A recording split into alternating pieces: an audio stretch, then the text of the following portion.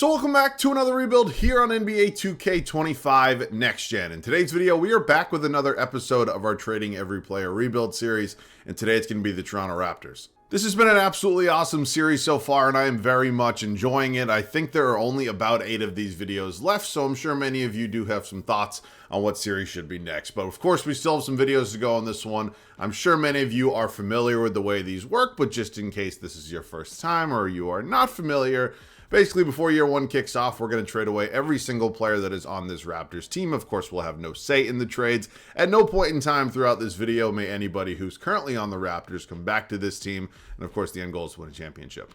A big thank you to all of you. Many of you have had some really great video ideas recently. A lot of them have been challenges, and of course, I am very much looking forward to doing those at some point. So if anybody has any series ideas that you'd really like to see as well, make sure to let me know that down below in the comment section. But really, once again, thank you. You guys are very creative, and I'm always kind of blown away with just some of the ideas that you guys are able to come up with. So it's been awesome seeing some of those. I really do appreciate it. I'm excited for this one today. Let's get into it. I still occasionally do get some questions about why we start at the beginning of the 2024-25 season instead of using start today, which of course would bring us to about the halfway point. Now, the reason for that is pretty simple because of course we're trading away this entire team. So if I were to go ahead and jump up all the way to the point where this team is currently at, really wouldn't make a whole lot of sense. So I know the majority of people understand that, and I know some people agree with this take, and it's what we've always done. But for those of you who don't agree with it or don't understand why we do what we do, just wanted to explain to you one more time. All right, let's talk about this Raptors team a little bit. We won't spend a ton of time kind of going over the current roster. Again, there's not really much reason to because we're not going to get to use any of these players. But on paper, it's not an absolutely terrible team. The Raptors are rebuilding right now. There's no doubt about that. They have a face of their franchise in Scotty Barnes, and they have some nice surrounding pieces. It's kind of about the nicest thing I can say about them. Again, on paper, it looks like they have some pretty good depth. I'm not sure if we're going to get that amount of depth here in year one, but we're going to go ahead and see what we can do. So we'll start out with RJ Barrett, who is tied for the highest overall on this team. Again, I'm still taking Scotty Barnes. So I feel like it's actually a little bit low in the overall department. I feel like something maybe closer to like an 87 would be a little bit more fair for Barnes, but that is what it is. All right, so we have 24 different trade offers for RJ. As you can see, my eyes are closed. We'll randomly scroll through the trade finder, and of course, we'll have no say in which trade we are going to make. So we'll stop right now. Feels good. Oh, no. Khalil Ware and Duncan Robinson. Well, Khalil Ware, I think, definitely has some promise in the league, and I think he could be good eventually. But this first trade is certainly not my favorite one. Now, I do want to see if I combine Scotty Barnes and Grady Dick. 14 offers is more than enough, and again, both of them being relatively young and still in their rookie scale contracts, I think it makes a little bit more sense to kind of pair this duo up here. So, 14 different offers, hoping it's a good one because our first deal with Miami was not too strong. Stop. Going to be Vitsa Zubats and Derek Jones Jr. here from the Los Angeles Clippers. Yeah, it's not great. I'm not going to sit here and pretend that it is. The biggest thing that I'm hoping right now is that the 2K kind of CPU doesn't automatically throw my first round pick this year in the deal, because that would suck, because just off of the first 2 trades, I have an assumption that we're not going to be very great this first season. Jakob Poeltl is going to be up next. He's making about $20 million annually, so we should get a decent amount of offers for him. It's going to hopefully load in at some point. Anytime now. I'm ready. 23 different offers here for Jakob Poeltl. I definitely don't need a big man. We have 2 centers now moving forward in this video. Stop. And it is going to be DeJounte Murray and JRE. All right. It's also going to include Kelly Olynyk, which, again, we're certainly giving up some pretty quality players. But DeJounte Murray, I think, is due for a bounce back. Let me just say that. I think he is deserving of another shot. Of course, he's deserving of another shot. He's a good NBA player. All right. Emmanuel quickly. We'll do him. And, you know what? How about if I throw a Chai Agbaje in here? When we do kind of 2 at a time, it feels like not only do we get more offers sometimes, but it feels like some of the offers could be a little bit better. So we're going to scroll through however many it was. I honestly didn't see it. And what we're going to do is we're going to stop right here. We're not going to be taking this trade, though. We're going to go one to the left and actually take this trade. Oh, fuck. It included my first round pick, and we got another center. Now, the good news is the first round pick is top 10 protected. It's not really great news, or it would have been Robert Williams and Jeremy Grant. I am going to assume that we'll probably be one of the worst teams in the league, so I think that pick will come back to us, unfortunately, given 2K's logic about how trade protections and pick protections really work. It's just going to mean they have my unprotected first in 2026. So thank you very much, 2K, doing the one thing I goddamn asked you not to. Chris Boucher is going to be paired up next with Bruce Brown, 2 players who certainly could be looked to move at the deadline. Of course, the Raptors will very likely be selling, so 2 veteran players here would not be a bad idea. Stop. It's going to be D'Angelo Russell and Jalen Wilson from the Brooklyn Nets. Again, not my favorite deals in the world, but it kind of just is what it is at this point. Jonathan Mbogo will do him, and Davion Mitchell, both 75 overalls. 10 different trade offers for the pair here. And again, just quality role players is all I'm looking for at this point. Stop. Delano Banton, Matisse Thybulle, welcome to Toronto. Okay. Let's just continue making our way through. Jacoby Walter, we're going to do him. And how about... Shit, am I actually getting towards the end of this list? We don't do the two-way players. I think it's just him, Jamal Shed, and Eugene Amorie, who I believe. I'll double-check that. 8 offers is more than enough for 3 players. And again, I believe this should be it for a final trade here. So stop. It is going to give me Al Horford and Luke Cornett from the Celtics. Oh, my God. It is an unction in here. All right, let me just double-check and confirm. We, of course, are going to have to move around quite a few different positions right now. But if I believe I'm correct, I think we have gone ahead and traded away everybody who, again, is not a two-way player. So, of course, we have the other rules set in place where we cannot make any other trades after our initial trades until the first offseason. So, yeah, as you can see, we have a lot of centers on this team, and that obviously is not exactly ideal. So, we're just in a really tough spot right now. We're going to be bad no matter what I do, but let me move around some positions.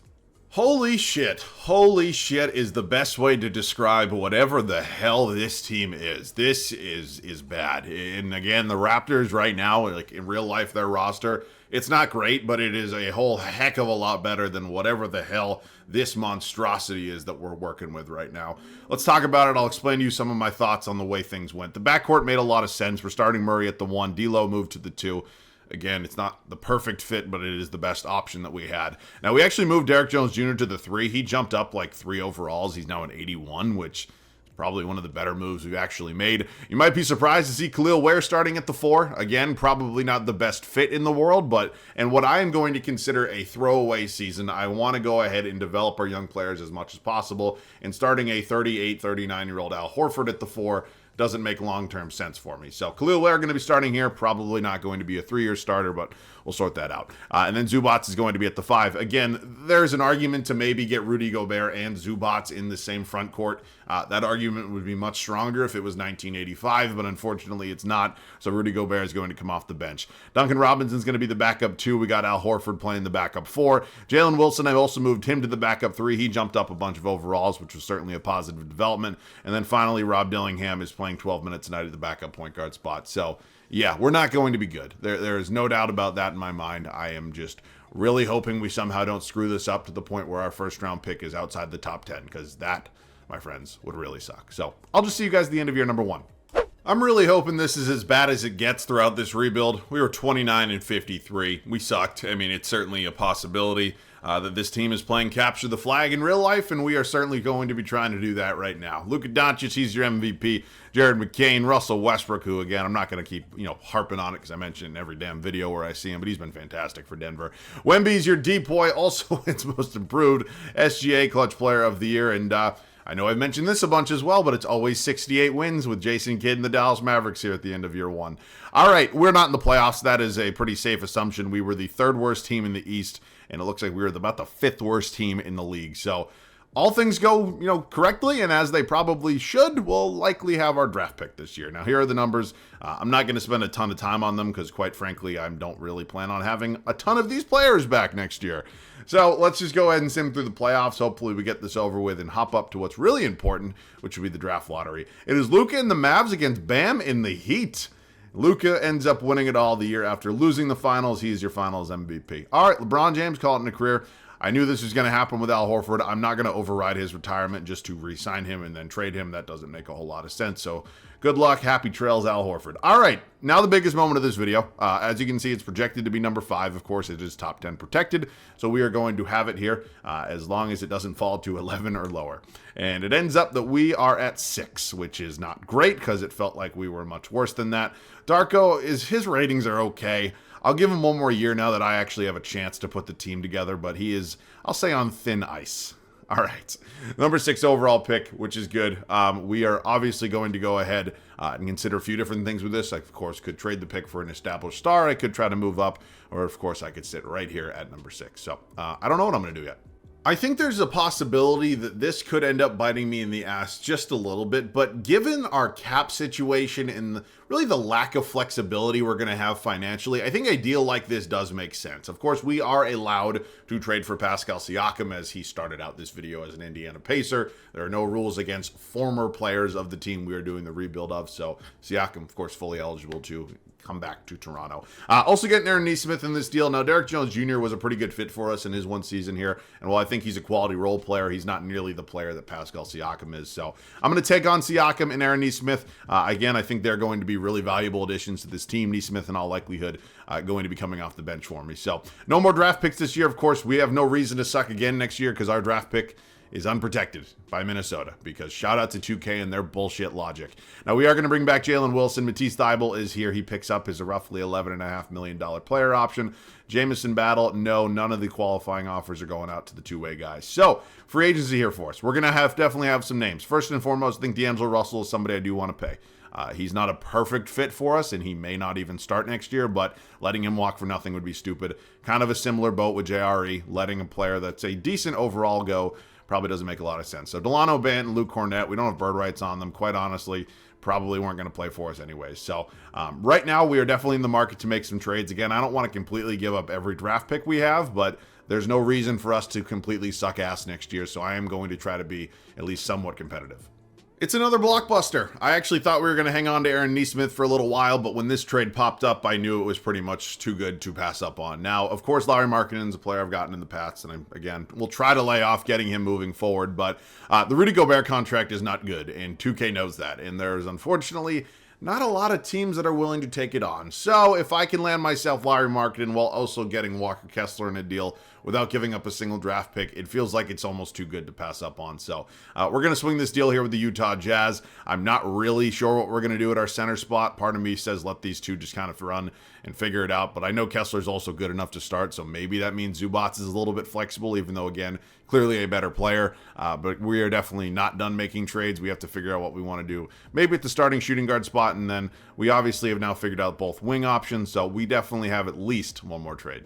All right, another trade that I might get a little bit of shit for, and honestly, if I do, that's totally fine. We're taking a risk because I think this is going to be a beneficial move for us long term. So Zubats was obviously a good fit at the center spot for us. He is the highest overall here in this trade, and I don't have any gripe against him. I think he's a good player, but if I can make a move like this and really expand my backcourt along with a little bit of depth, I'm never going to complain about it. So the 2 first-round picks we're giving up certainly is not my favorite thing in the world, but I'm a big Jaden Ivey fan. I think he's going to be a really good player for a really long time. He's going to take over at the starting shooting guard spot. This moves D'Lo to the backup. The small forward position will be Markkanen and Wilson. Of course, we just traded for Ron Holland, which means we'll just move Khalil Ware back to the 5, and he will back up Walker Kessler. So that's the move we're making. Again, I know we maybe didn't get the best player in return, but I think the depth moves that we have and maybe a little bit more flexibility now with some of these rookie scale contracts will certainly be beneficial, especially when we look ahead to next offseason. So I think this team will certainly be back in the playoffs. I think that is, again, the biggest goal I had this offseason, and I'm hoping anyways that we accomplished it. So I'll just see you guys at the rotation. I think we could be a pretty dangerous team entering year number 2 here. Now, I know we're not perfect. Again, on paper, maybe we don't have a superstar, but we have a lot of quality depth with this team, and honestly, I think we can make some noise. So we'll find that out together. It's going to be DeJounte Murray and Jaden Ivey on our backcourt. Of course, made the move for Lauri Markkanen, and he takes over at the 3. Still got Siakam at the 4. Well, not still, I guess. Also made a trade for him. And then Walker Kessler now taking over at the starting center spot. So we have now changed out 4 out of 5 starters from last year, and I think that was needed after a, 29-win season. Bench unit also sees some improvement. Of course, the progression of Robert Dillingham is going to be really important throughout this video. D'Angelo Russell slides into the backup 2-guard role. Jalen Wilson remains the backup 3. We brought in Ron Holland. And then I really feel bad for Khalil Ware. He went from starting power forward to backup center, playing 10 minutes a night. Just kind of a shitty situation overall, but the team got better. So kind of just is what it is. So again, fully expect to be in the playoffs. There was no reason for us to suck this year. And I'll see you guys at the end of year number 2. Our final record almost does a complete 180 year over year. This time we finished 52-30. Last year we were 29-53. So, one game off, but close enough. But I'll obviously take it here for a year 2. Luke is winning back-to-back MVPs. Cooper Flagg, who of course we certainly had some interest in drafting, but cards didn't go our way, balls didn't bounce our way. is what it is. Scottie Pippen Jr., Sixth Man of the Year. You do not see that one very often. You got Wemby winning Depoy. Scottie Pippen Jr. also wins Most Improved. Jason Tatum, Clutch Player of the Year, and Jason Kidd still winning those Coaches of the Year. All right, let's see what ends up happening here in the East. We're the 1 seed. Wow, the East is just fucking dreadful, but I will certainly take the 1 seed here. And again, we would have been tied for a 4 seed over there in the West. Okay, let's go ahead and talk about some of the numbers real quick. There wasn't like a true superstar number 1 option on this team. It looks like a lot of our scoring was spread out, especially between Murray and Siakam, but this is pretty damn good. I think we're in a spot right now where we obviously can hit people pretty hard from all different parts of the court, so let's see what ends up happening here. We're the 1 seed. We go from out of the playoffs to facing a play-in team.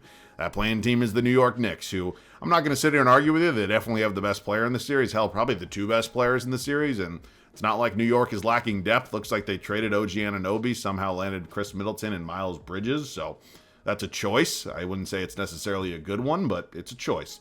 All right, we're up 3-0 against them, and we sweep New York. Didn't see that coming. I'm not sure how New York's a playing team. They're a whole lot better than that, especially in the dreadful East, but it is what it is. Here's a look at the Pistons, who have now added Miles Turner to their team. Of course, Cade's a full-blown superstar at this point. Let's see what happens here in the Eastern Conference semifinals. We are down 2-1 right now. We do tie it up at 2s. We go up 3-2, and we're on to these finals here in our second season. We're taking on the Indiana Pacers with Halliburton, Nembhard, Mathurin, Toppin. Of course, we traded them. Wait, did we trade them Zubats? Yeah, it was for Siakam. Wait, no, I traded Zubats to Utah, didn't I? I have short-term memory loss, I swear to God. All right, well, that Pacers team's really good. No doubt about that in my mind. We're currently down 2-1. We do tie it up at 2s. We go up 3-2, and we win 4 straight games to advance to the NBA Finals and take on the defending champs. That's why you traded for Jaden Ivey, by the way. The defending champs here in Luka in the Dallas Mavericks. So this is a good team. I have no idea why they would want to go out and get Vucevic. Derek Lively and Daniel Gafford are both perfectly fine, but here goes nothing. I think this Dallas team is, again, better than us, but I thought a lot of teams were better than us. We're 2-2 right now. We go down 3-2, which sucks. God, you come so close. You, of course, want to be able to finish the job, but we are in a tough spot right now. We're hanging on to it on our home floor. Hopefully can kind of run away with this one. We get it done here. All right, we are going back to Dallas for a do-or-die Game 7. Okay, not the start we're looking for here, right? Cannot come out flat in a Game 7, especially on the road. You just cannot do it. And it looks like, unfortunately, that is exactly what is going to be the case. I mean, outscored 47-27 in the first quarter. It's not 100% over by that point, but it's basically over. Like, you know what I'm saying? There's not a lot of faith left in the team after that. So Luka goes on to win back-to-back finals MVPs. And although we're heartbroken and disappointed and all those fun things, we know we're close. And we know maybe one more move will get this thing done for us. Of course, I'm very happy that we don't have our pick this year versus last year. We'll send through the lottery. Oh, good. Give the Thunder the top 2 picks. Are you fucking kidding me? Fix the protections, 2K, please. I'm begging you. Darko, again, don't love the ratings, but he just led us to a Game 7 of the NBA Finals. It's hard to move on from your head coach after that. 2 second-round picks will be traded for 2 future second-round picks, and we will now head up to team player options. Dillingham, Holland, Khalil Ware, all coming back. Kessler, Ivy, and Wilson will all be qualified, and I'm honestly not sure what the move is right now in terms of like maybe a blockbuster trade. I don't necessarily think one's necessary. I do think our starting lineup is definitely good enough, especially to be competitive in the East. Are we going to be better than the team that comes out of the West? That I'm not 100% sure, so I may consider something, but if not, I'll just see you guys at the start of year number 3. We're going to look to make a little upgrade at our point guard spot. I have no problem against DeJounte Murray, and ultimately he's played well for us throughout this video, but I think we're just like a little bit short in the overall department, so if I can add a guy like Darius Garland, I would be willing to make a trade like this. Now, Khalil Ware, you might be saying, why the hell are you giving him up? He is young, he is valuable, he's going to progress, and you're not wrong. You're 100% correct. But he's playing 10 minutes a night. It's not like we're really losing a significant contributor to this team, so that's why I'm more willing to include him in this deal. Now, I will let you know, Darius Garland is about the 6th point guard I've tried to trade for. I'm not going to lie to you. I would still take him over DeJounte Murray, but I'm not going to lie, he's not my first choice here. And I'm probably going to have to give up every single draft pick I currently have access to, which is fine. It's not my favorite thing to do, but I think this is going to be a move that's going to benefit this team. I really do. So we just now need to find another guy to come off the bench and play 10-ish minutes a night. We can bring back an old friend here in Luke Cornett. That's certainly not going to kill me. So I'll just see you guys at the start of the 3rd and final season. Last year, we get to Game 7 of the NBA Finals and then fall flat on our face. Now, this offseason, we really didn't have to force the issue, but we decided to get just a little bit better adding Darius Garland to this team, and I really do think he is going to be a really good fit with this group. So he's going to pair up with Jaden Ivey in the backcourt, who again is developing quite nicely. Markkanen, who just kind of chills at an 84 overall, and I'm not going to lie to you, I haven't been super impressed with Lauri Markkanen this year. Not even talking about this video. Just haven't been super impressed with like really the way he's played after getting that big fat extension. You got Siakam here, and of course still got Walker Kessler, who is now actually the same overall as Ivica Zubac was. Bench unit, nice progression out of Rob Dillingham, Ron Holland behind him. We got D'Angelo Russell still somehow chilling here, Jalen Wilson, and finally we brought back Luke Cornett. So yeah, are we good enough? I don't know the answer to that question. I am hoping that Darius Garland can be the guy to lead this team to the promised land, and we'll find out together at the end of year 3.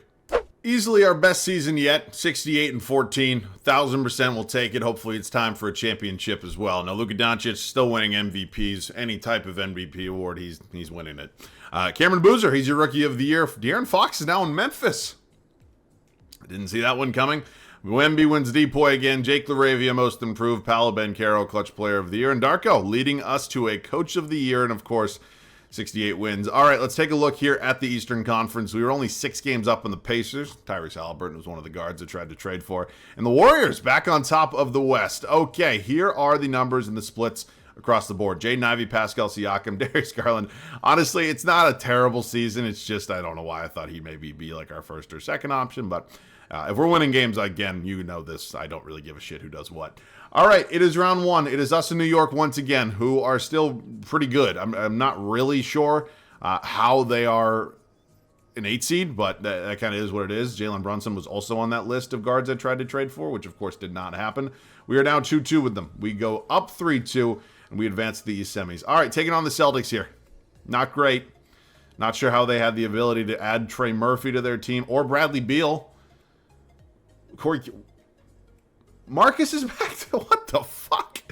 Okay, well, that's not my favorite matchup here. I think they're more talented than us, but we're up 3-0 and we sweep them out of their own building. Gotta love the logic of this game. All right, the 62-win Pacers, who have VJ Edgecombe here. They have Pirtle and Zubac. Okay, 2 old friends. Let's see what happens here in the Eastern Conference Finals. We are up 2-1 right now. We go up 3-1. Don't do this. Thank you. And we are taking on the defending 2-time champions, that being the Dallas Mavericks, who, of course, we went to 7 games with last year, and we did not win. I'd like a little bit of revenge right now. We are 1-1 after 2. We go up 2-1. They tied at 2s, up 3-2, going to Game 7, and can we get this done on our home floor? Again, you got to start out good. You cannot, no. 2K. What is that second quarter? Right? 2K. Oh, no.